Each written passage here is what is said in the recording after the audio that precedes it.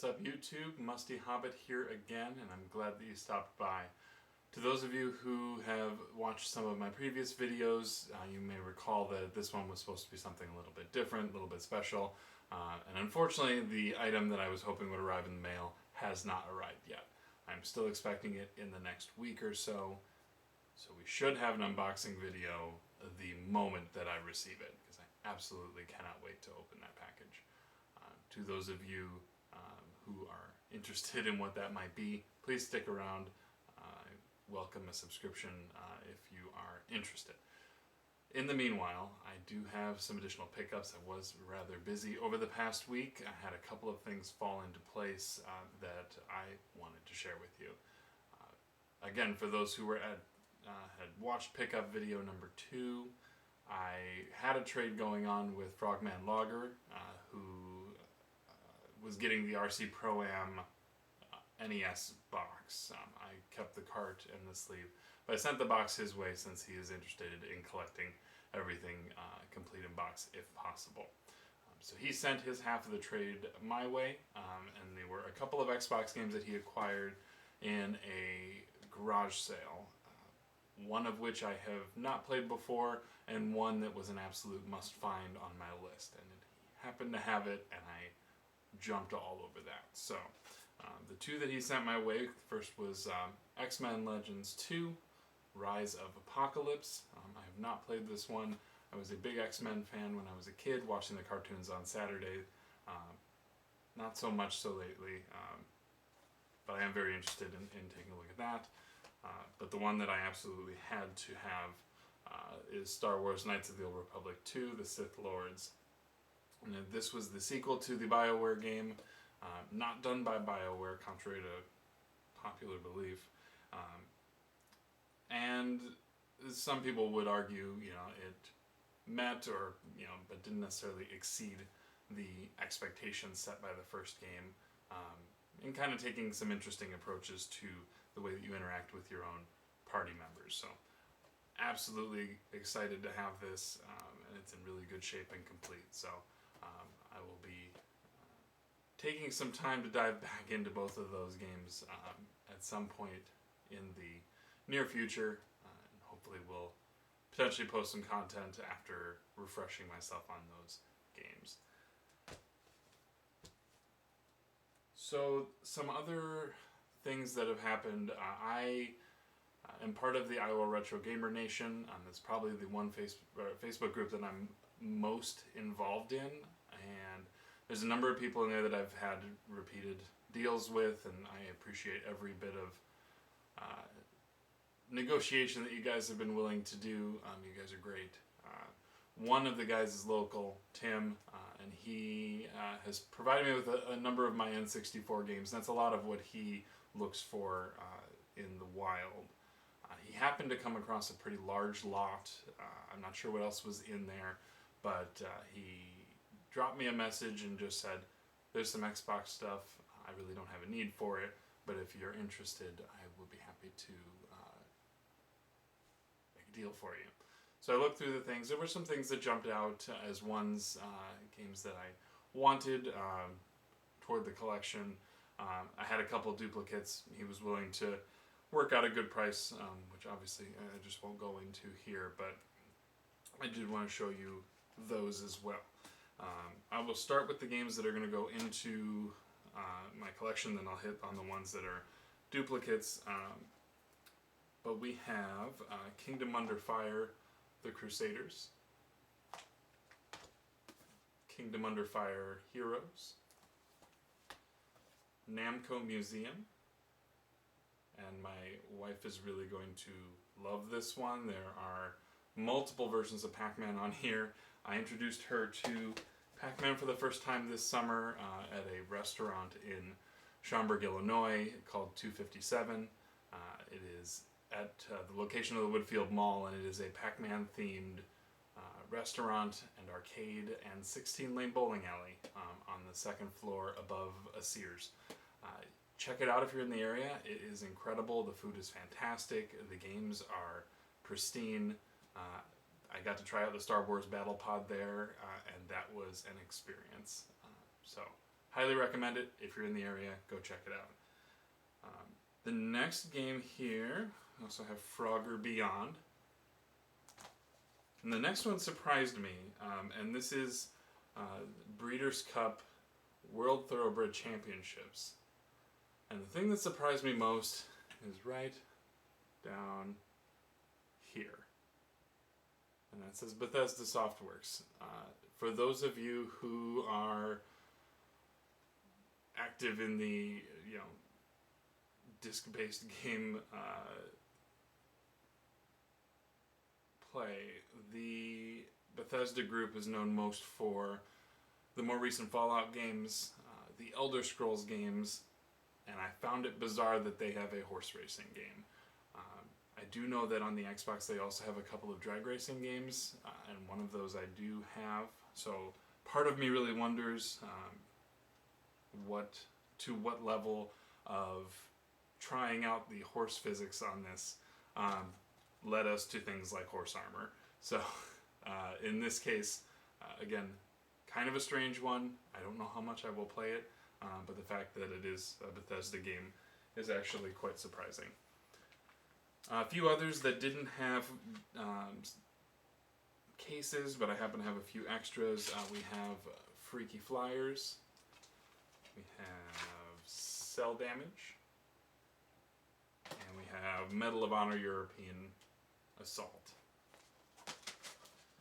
So those are all ones I did not have already. Those are ones that I will be integrating into my collection. As far as duplicates, and these were the ones that it seems like I see these pop up all the time, and they are extremely popular, so I can totally understand why that is the case. Of course, every Xbox bundle has a copy of Halo, and I may actually consider hanging on to this copy. This one is from 2001. There was a later release, re-release of this in 2003 that didn't have quite the sheen on Master Chief that this one does. So I may either keep this copy, I may just keep the insert, but this one definitely is a little more shiny than the copy that I have currently. Also a duplicate is the Grand Theft Auto Double Pack, and this contains both Grand Theft Auto 3 and Grand Theft Auto Vice City, both two excellent games. These were the versions that they had for the Xbox. The version that I have has slightly better sleeve condition, so I'll be hanging on to that one. I may try and find somebody who might be interested in that as well. And then to match the game that I got from trade that I was showing earlier, we have a copy of the first Knights of the Old Republic. Again, arguably probably one of my top 3 games on the system.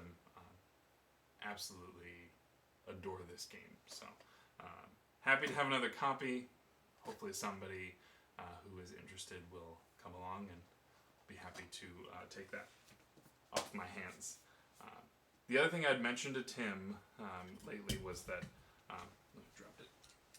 that I was picking up a few N64 games, and a few of the games that I have were basically rendered useless because I did not have the expansion pack. So if any of you remember, there's a little jumper pack that fits in here, and for some of the games, especially later in the N64's lifespan, needed more memory in order to load the textures and the basically run the games. And so a couple of games actually required it. A couple of them required it for some features, and some of them it just made the games look visually better. One of my favorite games on the system is Perfect Dark. And the problem is, if you don't have an expansion pack, Perfect Dark is a multiplayer-only game, which just isn't going to fly for me. So Tim happened to come across a third-party expansion pack. So this one is not the Nintendo licensed one, but it serves every purpose that it needs to, aside from visually.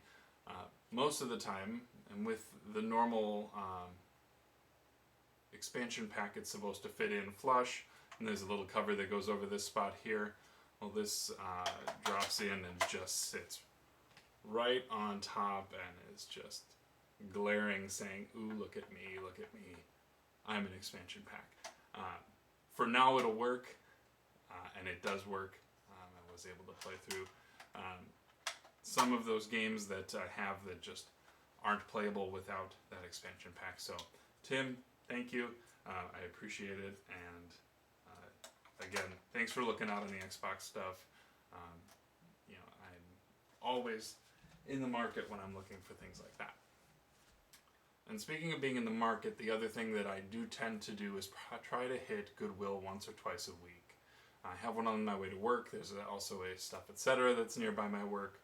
Both of those are either thrift shops or resale shops, secondhand stores. Not a whole lot in there lately. In fact, the whole area is kind of dry. Being close to a college town, there's a lot of people coming who aren't bringing along their boxes full of video games, and so people who are then selling those off or donating those, we're just not getting those type of people.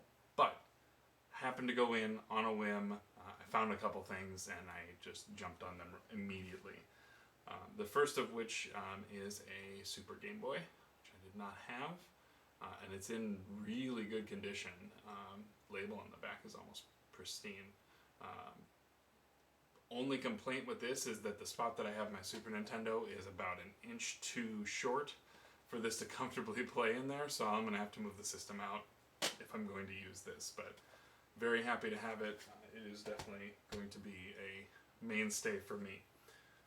The other item I found, again, jumped right on it, is a copy of The Tick for Super Nintendo. And if you recall from my previous video, I'm not really a box collector. I'm not one who has to have it totally complete. I really prefer loose cartridges for my NES and Super Nintendo, and I'm okay with Genesis being not in the case as well. So I put this out there into the group, and so this has been spoken for. I will be bringing this along. The Iowa Retro Gamer Nation's having a get-together in a couple of weeks. So I have a couple deals in the works with Jeff and Michael that I'm looking forward to wrapping up. So hope that you enjoy that. Hope that you are happy with what you're getting on your side, because I'm certainly looking forward to getting what you guys are bringing my way. Aside from that, I do want to throw out a couple of shout outs to a couple of Facebook groups that have been supportive and allowing me to post links to my content here, and for some of you, willing to subscribe. So those groups are All Things Gaming. I appreciate you guys being really flexible with me. I know I posted my previous video, and so definitely want to make sure that you guys get some recognition here. Also Midwest Retro. Also the Minnesota Retro Gamer Society, and then what I would consider my home group, the Iowa Retro Gamer Nations. You guys have all been really supportive, and I really appreciate the level of encouragement that I've gotten out of you guys, and I appreciate any other feedback that you guys are willing to provide. So I'm going to keep doing these things. I'm really enjoying it so far. I feel like I'm getting a little more comfortable in front of the camera. And I really hope that I have something that's interesting for you, and hope that you find something that makes you want to come back and hear me talk for however long I want to talk. So leave me some feedback if you have things to say or questions. Feel free to like the video. I would appreciate subscription if you're interested in hearing what I might have to say next week. I'm again going to try and do things weekly, but again, I'm still expecting something big to come in the mail in the next week, and I will be doing a video the day that I receive it. So for now, again, I've been Musty. Appreciate you coming by. Take care of yourself, and be good to each other.